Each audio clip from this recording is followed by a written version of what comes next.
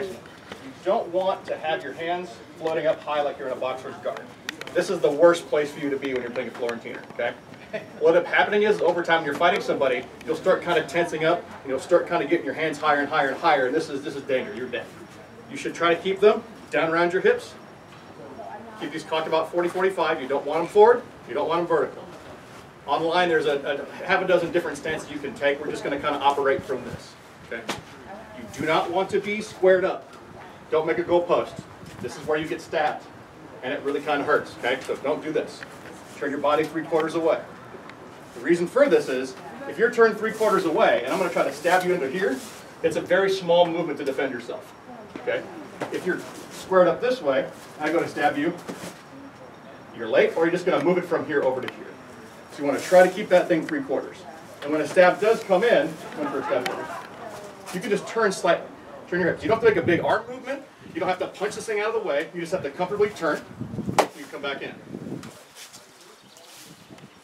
So keep those things low. If you're in a protracted fight and you and I are just kind of going back and forth, if you feel your arms come up, disengage. Take a breath. Drop your shoulders down. Come back to your guard. Don't let yourself start floating up. Okay? Once you start floating up in a guard, if we're doing this and I'm playing a high game, that's a very easy shot to make. You guys understand why that works? Don't let your guard float up? Good. Next is, if your flow, be aggressive. That's kind of your job. You don't have a big shield to hide behind. You have to make things happen. People will rarely just give you a location. They'll rarely just be like, hey, why don't you go hit my arm today? You have to make it happen. Body mechanics, fakes, using both swords at the same time, these can all open shots up for you. But be in the aggressive mentality. You want to make things happen instead of waiting for it. Because very rarely is it going to happen. You want to make your opportunities. Don't close your eyes. This happens a lot. Fight somebody. Guilty. One of two things is going to happen. I'm going to brain this guy. And he's not going to appreciate that. And I'm going to learn nothing from what I just did.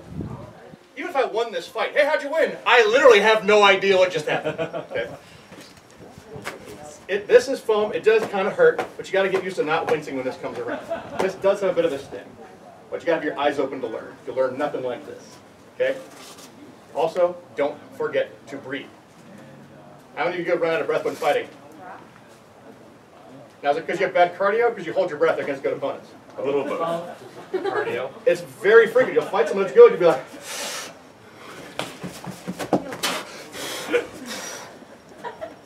Don't do that. If you feel tensed up like, man, this guy's good, just take a step back. Take a breath, relax, and come back in. All right? So those are your fighting done. It's kind of helpful just to touch it on that. To build exhaling into your basic form of throwing a shot. It's pretty consistent with how martial artists and boxers remember to breathe. You exhale a little bit when you throw, and that way it kind of takes care of itself. So when your lungs are empty, they'll pull the breath a little bit more naturally, but it's the exhale, the part I think people forget about. Okay. Also, when postured, don't lean forward. Up here, got pretty good defense, right? Down here, push for these shots. I'm just asking to die. If you need an elevation change, you're going to use your knees. So if I'm fighting you, for some reason I want to leg you, instead of doing this, I could just do this. Okay? This changes not much of my profile. This changes a lot of my profile. So if you have to elevate change, knees. Work on that a little bit too. And you don't have to necessarily grab into a squat unless you've got good strong knees and hips. But just get in your mind, don't lean. Don't stab and lean. Don't lean out for the shot. This is very bad mechanic. Okay? All right, now some basic stance. If you're right-handed, you're typically going to fight with your dominant hand forward. That's a common thing. Okay? What you want to practice is lead with your non-dominant hand. This is a training drill. It'll inspire you to throw more shots with your offhand. It's going to start really bad. Your shots are going to look really horrible. You ever tried to sign your name with your offhand? Looks terrible. Same idea. But your body hasn't made any connections yet of how to use your offhand. If you fight right-hand dominant, you'll do this a lot. Oh yeah, I got one of these too. Single short with a second sword hanging out. Yeah. Well, let's go pull it out here and be like, this is a sword now. I got a shield, whee! But left-handed, it makes you think a little more like, huh, what do I have? Even your most basic of squat, which is this. This is really super lame and basic. That's okay. Because this is telling him, I can threaten with my left hand. This is going to do something. Versus just sit over here and collect dust. The border, right hand, that's a good way to kind of keep their tension up.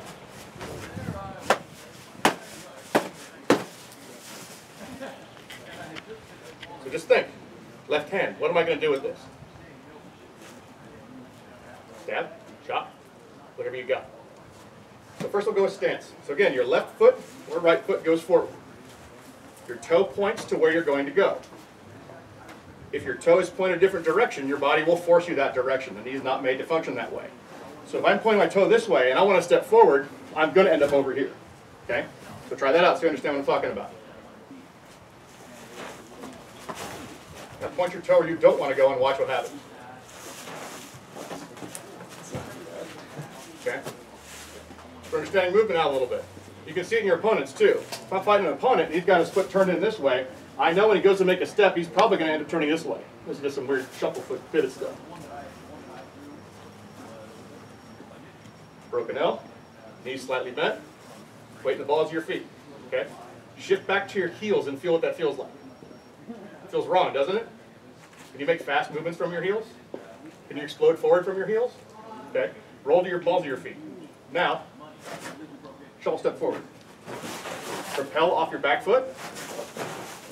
Push down with the direction. If you want to go on the other side, you can still push away. If I want to go this way, I can push that way. You can push that way. You should maintain your stance.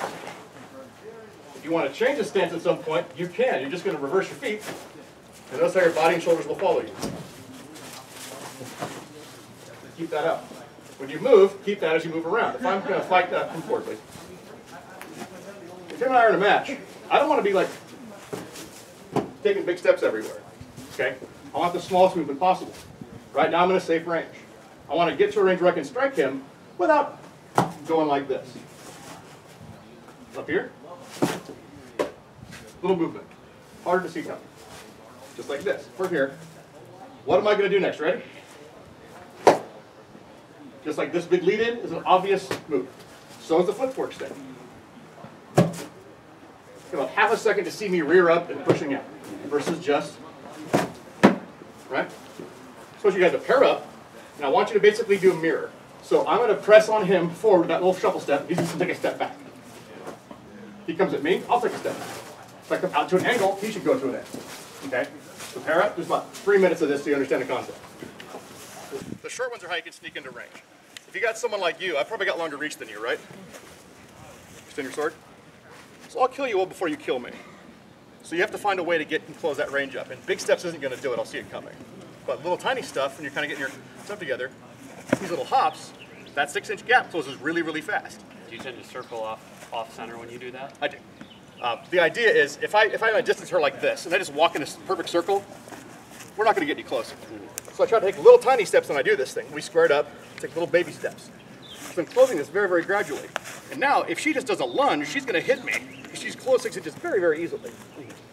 Less noticeable than by going, wee, this.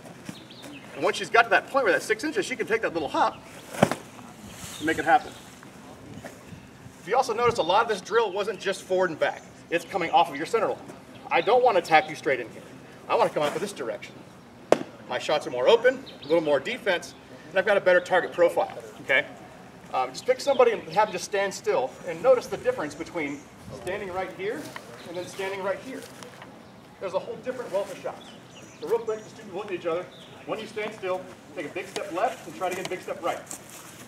You can just see the huge difference in targets you can hit. Go ahead. So we were just showing them is a stance for me, please. If I want to come around to this side, it's important that you can take your on hand and come in and cross it off. Take away that attack vector of his while you're attacking. I've got both his swords temporarily tied up. You can do it from the opposite direction as well. You're going to come in. This is good for you to practice on your offhand side, okay? You're going to start from your good sword back. You're going to come in. You're going to step to here and take both these out of the equation and wrap with your left. It's important to get your offhand mojo rising. This is where a lot of your stuff's going to come from. If I'm fighting him, whether he's got sword, board, single, or both, if I don't ever attack with this, he's never going to respect it. he has to know that I'm willing to do something with the sword. Any damn thing, okay? I think it's also important caveat, like even if your left hand's not super threatening and you're not real confident in it, you still need to get it in the fight. Like not every shot has to kill or hit your opponent, but if you show that, yes, I will swing at you with my left hand, it expands the context of the things that they have to be aware of and will get them to at least worry about it. It doesn't have to be a great shot to hit them, it just has to hit them. So make sure that they're at the very least threatened by your left hand to some degree. Something you can do in your off time with your non-dominant hand is try some everyday tasks, such as brushing your teeth with your left hand. You're going to stab yourself in the gums and feel like an idiot. Drink with your left hand. You're going to spill some on yourself. Pro tip, do it with ice cream or soup. You're going to wear some of it. But you'll notice because your brain hasn't created pathways for your left hand or right hand to do much. It's not used to it. So you're going to train it in little ways. Try signing your name a couple times a day with your left hand. See how it goes. I ended up painting a house with my left hand. It helped my Florentine a lot. I had shoulder surgery about like 6-7 years ago, so I was stuck with left only, having to brush my teeth, comb my hair, open doors, get the jug of milk, and it was a big difference. At first, I had no idea how this hand even worked. By the end of it, I was doing some pretty good stuff with it. So if you take everyday tasks, and just 5 quick minutes while you're brushing your teeth, just switch to your left, give it a little bit of work. Pour your milk with your left hand, give it a shot. That's a little tiny training that'll help you out with your flow, because all of a sudden your left hand is no longer a vestigial organ. It's going to have an actual job to do. Okay? The center line, range. This is an important thing we just talked a little bit about. If you have range, you have to use it. If I've got more range than Tato does, I really don't want to spend a lot of my time up in here because he's going to cut all my angles off. I want to do as much as I can from out here.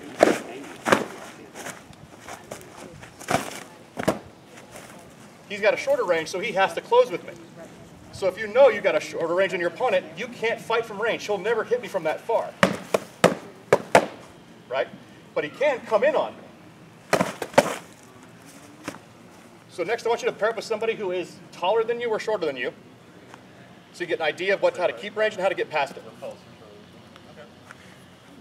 you're trying to find a way to get some range closed in. An excellent way to do that is, remember how we just did that drill where mirroring back and forth? Okay? So if him and I are sparring and he comes at me, and I take my step back, how about I take a step forward? I close a lot of range in a short period of time. And that's part of that mirror drill, is get used to finding that angle they're coming at and back it up. When they press again, close it. You can close about 1.5 feet that way as opposed to just 6 inches. And since their mental process is, I'm going to aggress, and I'm probably going to fall away, when I counter-aggress, the brain kind of goes, wait a minute. And that's the moment you want to move into, okay? So keep that in your pocket for later. We still have more stuff to go over.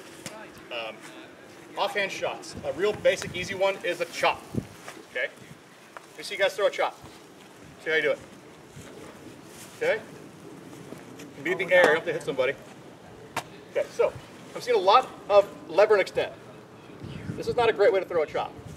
Your arm is exposed, you're really giving a lot of range you don't need to have, and it's very slow. You can throw a chop by coming straight down this way, okay?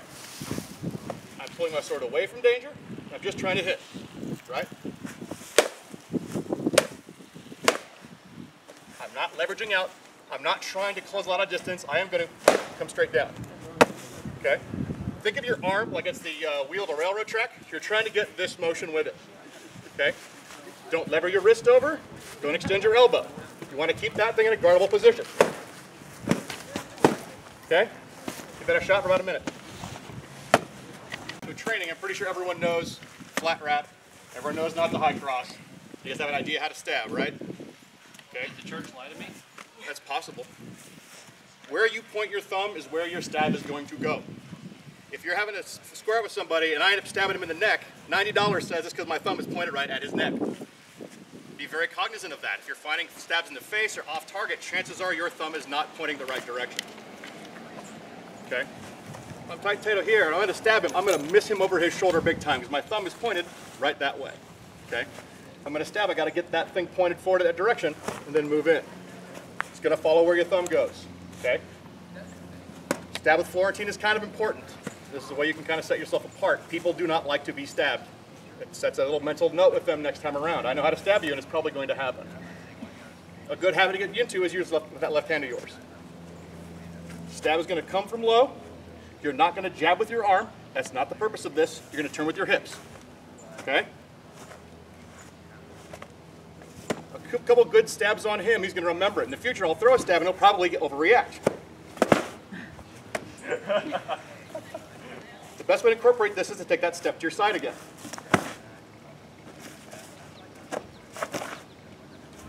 Can you tie them up and throw that stab at the same time? You can, but I want you to get used to your offhand doing some stabbing.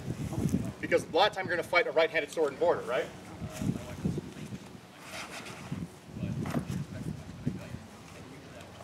Potato's going to left-hand stab me. Right through guard, right through, past my body. He can come inside my pommel, outside my pommel, underneath to low hip, a lot of directions. Sword and border is going to be harried by this. And this is where you can kind of start building yourself a little book of technique. So once you have to try that, bit of a hook stab, you're going to step out to your offside, elbow locks, hand and wrist lock, turn the body, okay? Any questions about this one? If you're a lefty by nature, are you just reversing it? Just use your right instead, yeah. No questions? All right, pair up with someone different. Make new friends. Friends. Do it later. Still trying to learn how to do that right-handed. Have you sword work me real quick? Okay, so if I was fighting left-handed, but I didn't have a right sword at all, and I want to hit that lefty scoop that all lefties love to throw. They love this, right? That's their big bread and butter. If I do this, and he gets a block down, what's probably going to happen? He's just going to come right here and murder me. I don't have a lot to do with this. In flow, you have a second sword. So if we know with single sword, I would get hit on the inside from here. What should I do with this one? Put it in the way.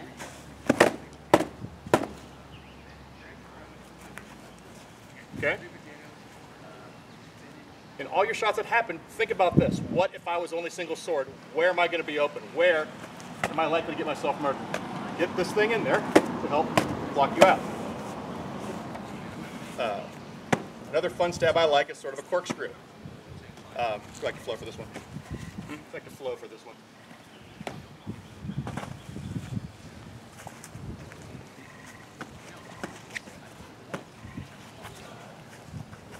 There's always this come stand in, lead foot stab, right?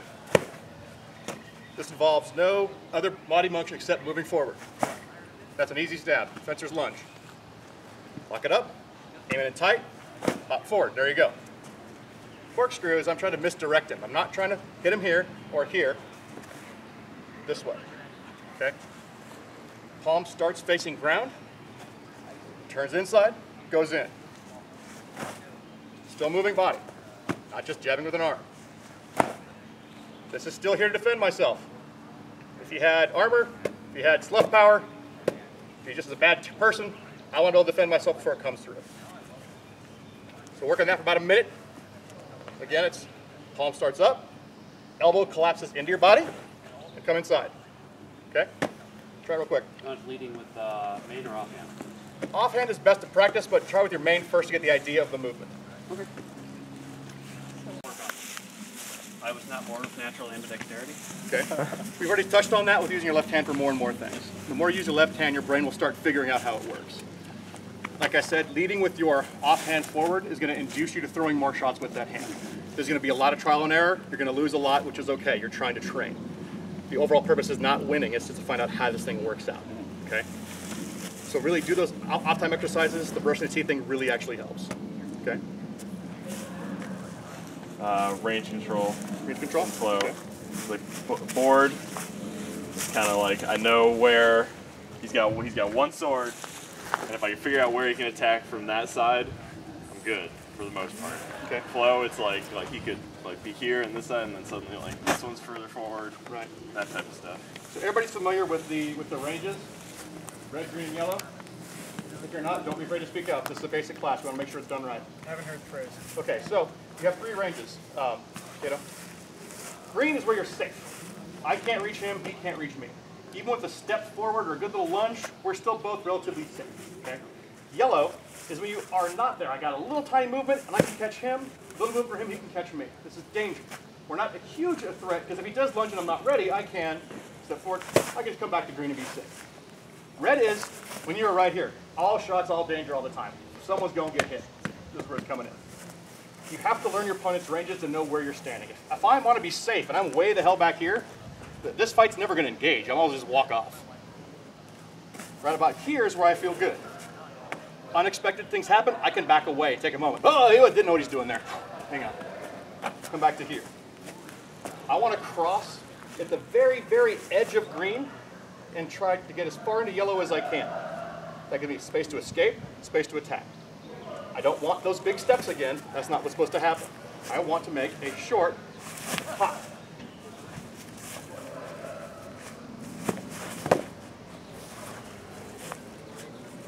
If he does something unexpected, it's okay to back up. Competition. So you have to feel it out a little bit, okay? Look at the body, look at the height. Tall guys tend to have long, lanky arms. Tall guys use 36-inch swords because we want to use all the range on the planet. So you're going to do is kind of fish and find what the person's range is. Kind of hang out at that green and yellow and try to induce them to throw some shots. He's got a good, strong denial guard. I'm not going to land anything, but now I'm telling him all of my ranges. He's very aware of what this is. If you know what my range is with the left, you can double it with the opposite side. If I step forward, that's about 2 more feet than I had previously. Safe, danger, imminent danger. Okay? So when you're planning up shots, think about how you progress through these ranges. Safe, time to plan. Yellow, time to execute. Red, better do it right or get the hell out. And every plan should have a step 5, which is get out of there. Step, attack, counter, block, get out. And just because you fight, by fighting him and I catch this hip wrap, I shouldn't just stop and leave it here and be like, all right, time to go home. Throw shot, back to guard, all the time, every time, back to guard every time. Don't just leave it out. I'll just wait and see what he's going to take on this. Then he kills me. I have no one to blame but me. If I throw that shot and I think it maybe should have landed, get the hell out of range, and then ask, hey, was that hip or was that leg? It was obviously leg. Cool. This conversation right here, bad spot to have it. Back here, good spot to have it. Okay? That's a caveat. If a shorter person who has to close more, be very careful that you don't think, well, you know, I managed to close on Davos. It's never going to happen again. So I'm going to stay here and throw endlessly until the fight is over. You can just close it in. Like if it's not going your way, if it's outside the context of your plan, step back and close just in a different way. But you need to continually kind of build a portfolio of different ways to spring that distance. But don't think just because you got in here that, well, now Damos isn't any good anymore because I'm short and he's not. You have a very high, very likely chance of also getting hit. So just close, get what you're doing, get out. We talked at the top of the hour too about when you're the shorter person, instead of walking in a straight circle, take little tiny steps in there. That hides a lot of this movement. Even though I'm kind of leaning back and trying to maximize my space, I'm still getting closer and closer. He can take me now at any point he wants to. And that's what you want to focus on with your flow, is find that outside minimal range and operate from there. Same with like a pole arm. Someone's got a big ass pole arm out. Tell me there's one on hand.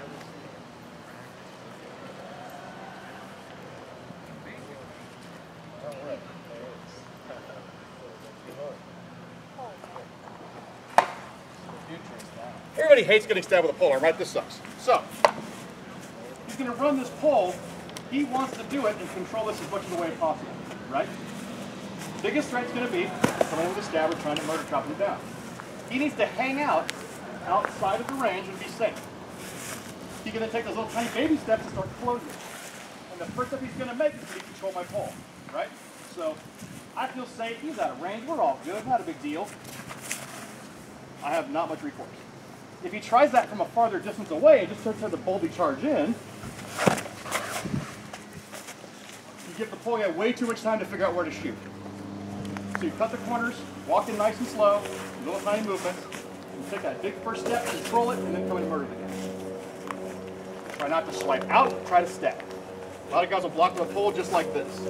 And people throw in their shots, throw outside. I don't have to do much to defend this, but if he stabs, there's not a lot of ways I can defend myself. Okay, so this is an extreme answer to your range question. Where'd you go? Okay. Stand there, stand there. This is where you die, right? Yep. So you know it's good. That's a very obvious movement. Try to get it back. Take little tiny steps though. Circle around. There, just move it. See? Okay. Any questions on this one? You want to try it out? Yeah. Next. Questions or concerns? What do you got? I think the problem with flow is just avoiding the endless simos. A lot of times what happens is because the person has thrown a shot, like this big lefty thing, with no regard for defending. That's kind of the part you want to think about. Yeah, a lot of people, I see this all the damn time. It's like, ready, go, reset. And they do the same damn thing like 9 times in a row. Just like with that first thing we're working with in the guard, I'm coming around, just to control this part, this is a really big first step, okay? Think every shot as if you only had a single sword. Where am I vulnerable? Where can I get hit from? And where can I put this sword to help protect it? This big lefty scoop is kind of your first best lesson. This comes in, this just protects him. I'm protecting him from coming across and getting my shoulder, sniping my arm, whatever he's got, I need this to protect me. This is kind of good for your offhand practice because you're going to be using your offhand to attack, and your good hand that you're really confident with should be able to block. Because everyone's coming to right hand, right? I know what this thing is doing. I can put this anywhere. Also, we did cover at the beginning to be aggressive with Florentine because, yeah, it's good to take control of the fight. But I think it's important to highlight that being aggressive doesn't necessarily mean you always need to be swinging. Like, I could be aggressive with Damos from the outside. Like, you certainly could zoom in a little bit and bail out. Just make sure that he's not getting the time to settle in and get real comfortable and start making a plan. You just kind of circle out and juke at him, intimidate him a little bit. If you need to put like, I lost that reference. What was it? There's an antacid you put in your mouth and it makes you foam in the mouth of little giants. Rabies! Yes, just pretend you have rabies. Yeah, straight rabies for the Z virus or something. But you could be aggressive without exposing yourself and getting in real close and pounding on it. Continual circling, lots of jukes. Maybe even if you're on the outside, I can still reach your sword. I can be aggressive by chipping away to score with safe shots where I'm not really exposing myself. That makes sense? Yeah. Aggressive is not blindly aggressive. Don't think barbarian fight after death. We didn't touch a lot on planning, but planning is the most important thing in Amp Guard. I never thought of this in my fighting career until SKBC 8 years ago. I did a couple moves, and my instructor went, "So, what were you thinking?" And I literally wasn't. Like, I was trying to hit you here and then try to hit you over here. He goes, "Well, was that your plan?" Plan? That was your whole plan? I didn't know you had to make a plan. And that's really the higher end part of Amp Guard. You just don't walk up and be like, "All right, we're going to fight. Oh, I'm going to hook stab him." Well, I hook stabbed his hand. That was my whole plan. Didn't have anything else. Start your plans in 2 steps or 3 steps. If you can incorporate your opponent, better. I'm going to shift to my right.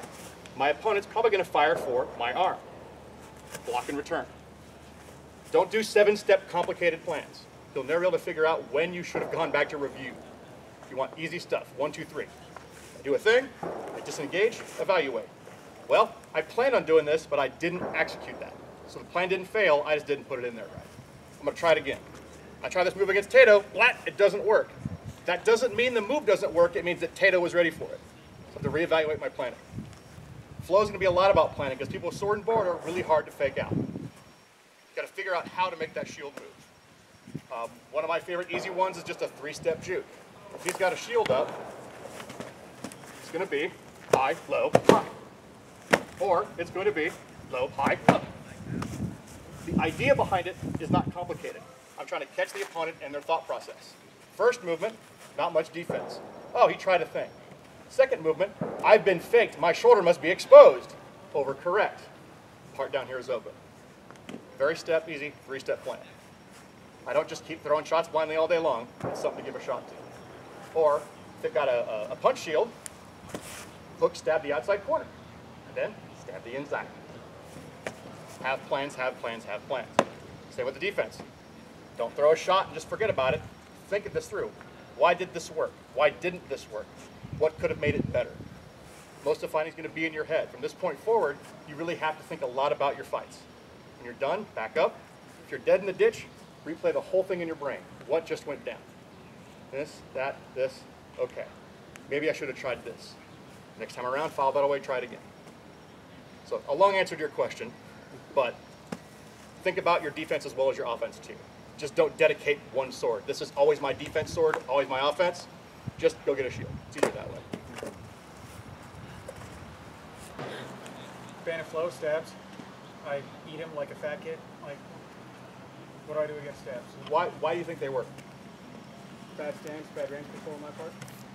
Come over here real quick. Are you not reacting to them? One guard. Yeah. Okay.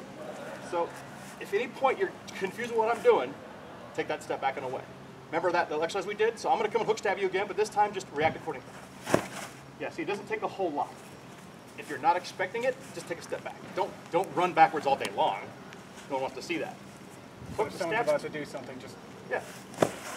Good. Don't make big movements. Let your feet do it for you. You don't have to move your hands everywhere to make your defenses. If I'm here in a nice static guard, if someone's to whack my hip, I don't have to do this. I can do this, right? Stabs work because of the weird oblique angles they can come into. Here, here, underneath, backwards. My favorite of mine is that. If you're worried about a stab, back up. The other defense of a stab is chop. If I go and try to stab you, just chop. Boom. Remember, don't reach out. Do this.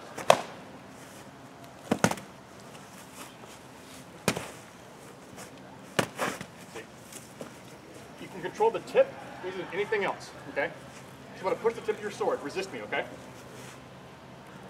Not much work. Resist me, okay? Not so much.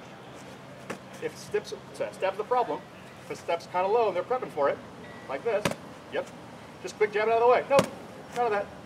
No steps today. If you can incorporate that with a forward movement instead, yeah, see? Perfect. You don't have to just sit there and take it.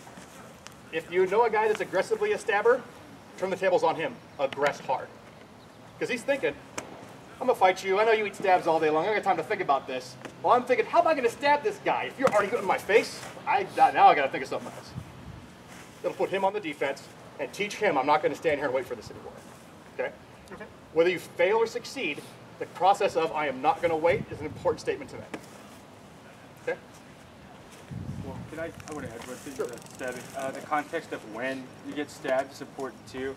If you feel like it's important that if you feel like you're getting stabbed when you are attempting to get close or execute an offensive plan, oftentimes what's happening there is you're not incorporating enough lateral movement and you're incorporating too big of a tell for when you want to rush forward. So a lot of the times you end up stabbing yourself because you fly into basically an extended sword because your hands are up high and you're ready to execute, you know, your offensive plan. We're going to chop up here and the sword just sneaks in the bottom. So pay attention to when too. Feel good? Okay. When is it appropriate to switch which side you're using as your dominant side? Whenever you feel the need to. Oh, okay. Any point. Okay. There's never a wrong time unless you get killed during it. Now it's just an accident. There's no like advantageous time to switch, or It depends when you want your feet to move somewhere. So let me borrow you real quick. Like the earlier shot with this left-handed thing, if I'm going to stab in here or even go for a hook, this is kind of a weird thing. Whereas I can, in the same movement, just pivot this foot across and step. okay. Because realistically, here's your sword side forward. If you flip your stance, Yeah. you can do it mid-fight. If you're just kind of sizing somebody up, you just don't feel right about it. Switch it up, see how they respond to it. Back and forth. You can dance if you want to. You can leave your friends behind. Friends don't dance. If they don't dance, no friends mind.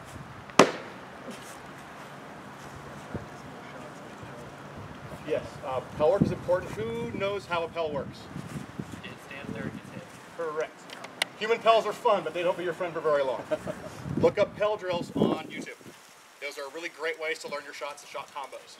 It's a very simple thing. Get a dummy. Those Century Bob punching targets are great. Step aside for a second. It's going to teach you locations like 1, 2, 3, 4, 5, 6. And you're going to start with just going 1, 1. 1, 1, 2, 1, 3, 1, 4, 1, 5, 1, 6. Next time, 2, 1, 2, 2, 2, 3, 2, 4, etc., etc. You go all the way, 1 through 6, back to 1, and then you use your offhand, where it all turns to crap. But that's still part of your learning experience. Over time, you'll stop seeing an opponent thinking, I'm going to swing for his arm. You'll think, I'm going to throw a 1-6 combo. 1-6. Or 1-1, 1-1-2, whatever you want to work on is up to you. You can do it with a tree and your foam sword. You can use a piece of rebar and the flight pole, it doesn't matter. Swords will appreciate you not getting them killed though. But club work is really important. It'll also teach you those stabs. If you want to get good with stabs, hang a tennis ball from the roof, about chest height, line it up, stab it. When it starts to swing, catch it again. Juggle it if you have to. Speed bag, whatever it takes. The idea behind that is you have a very small target you want to hit with your sword. You train your body to hit it. On the body is a tennis ball. If you move to the side and it's swinging, the tennis ball is still going to be in this range. So that's a fantastic way to get your stab practice on. Very cheap. Tennis balls like 89 cents at Dick's. It's fishing wire. You're good to go. Okay? Sorry, I already made one comment. What types of shots? We did a lot of stabs today. What types of other shots might you open with? Flat cross is my favorite open shot because the flat cross is not the high cross. This is the high cross. This is the terrible shot. Don't do this. If you're good friends with somebody, punch them in the armpit. This is a terrible shot. I can accomplish the same idea with a flat cross going for the same area. Just this. I'm not endangering myself. If he counters, I'm already here to D. A flat cross is basically kind of like a boxer's jab. I'm not trying to knock him out. I'm trying to set him up for something. Don't reach. Don't expose it. Give it these quick, short movements. Jab, jab, finish. Jab, jab, stab. Jab, jab, reverse. Whatever it takes. But the flat cross is simply pump, just forward and flat. It's just this. Okay. Throw it. Good. You should rebound halfway back to your shot. Go. Again. Good. Now try high cross. Which one's better? The flat. Everyone agree? Who wants to throw a high cross? Yes. Want to? Right. I always want. If someone high crosses and you're a Florentiner, it is your duty to do this. Armpit, pectoral, let them have it. They should learn very fast. They don't want to throw a high cross as a Florentiner. That'll get real sore real fast. The arm will start floating back down again. I've seen a lot of different people hold their stance a certain way, like hold their swords a certain way. I've seen people hold them here. I've seen people hold them like this before. I don't know which way you think is the most efficient to keep them without tying yourself up. There isn't the most efficient way. There's just the way you practice. Okay. There's various YouTube videos on the types of guards to go into, and I recommend you all go look them up and just find which one fits your best. Some people want to do that road cross guard. Some guys want to do this. Some like to do that. Really find out what's most natural. Does it just depend on what you're most comfortable with? Yeah. Where you feel you have the most coverage, where you feel your feet move the most. And you can just spend a whole day out on a ditch field, just assume that stance and get into contacts and he can fight you and he can kill me all day long and that's fine. But I want to find out where my comfort level is in here. If I find that he keeps sniping my outside arm, because my elbow's chicken winging out too far, maybe I better find a different stance. If I do this a lot, doing this kind of thing, and he starts taking advantage of this and I don't know where to go next, maybe I'll change it up and try something different. A really good flow fighter can transition through 4 or 5 different guards, depending on the situation of what they want to have happen. And that's going to be home study for you guys. Because it's going to be just trial and error. Find the stance you like, go into your guard, practice some shots on a tree, whatever it's going to be, and just feel like, oh, all right, that's not bad. I still got this to make some extra shots or make some defense with, whatever it takes. Fair question, fair answer? Yep. Probably wouldn't relegate yourself to just one. I'd try to use all of them. I would try to incorporate as many of them as I can because they tend to result in different kinds of situations depending on the fight.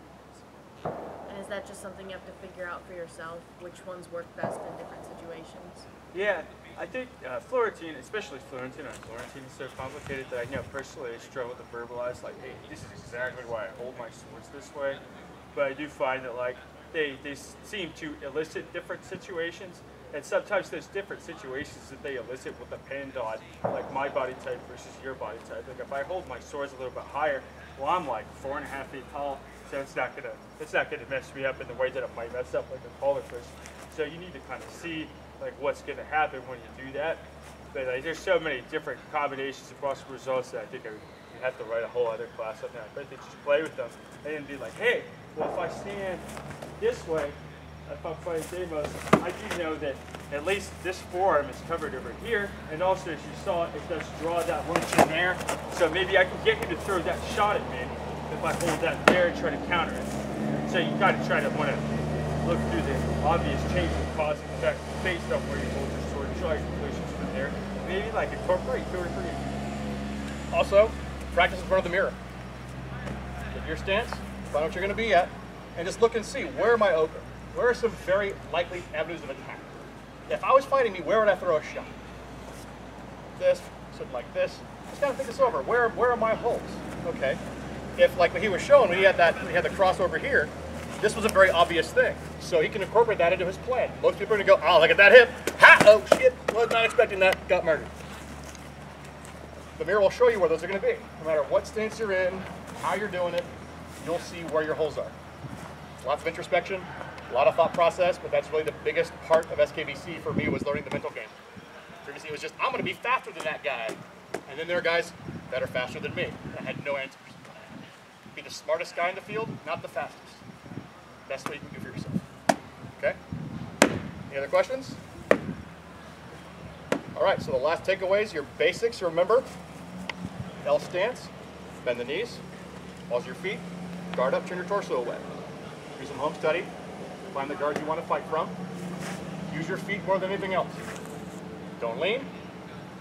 Work on shots with your left hand.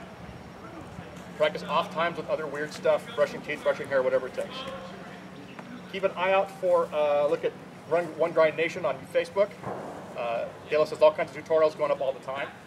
There are SKBC videos on YouTube back from 2007. So if you've got a topic you want to get some extra research on, they're all out there. Warlord Weekly puts out a new move about every week, some really cool stuff, some in-depth, wonderful things to learn from.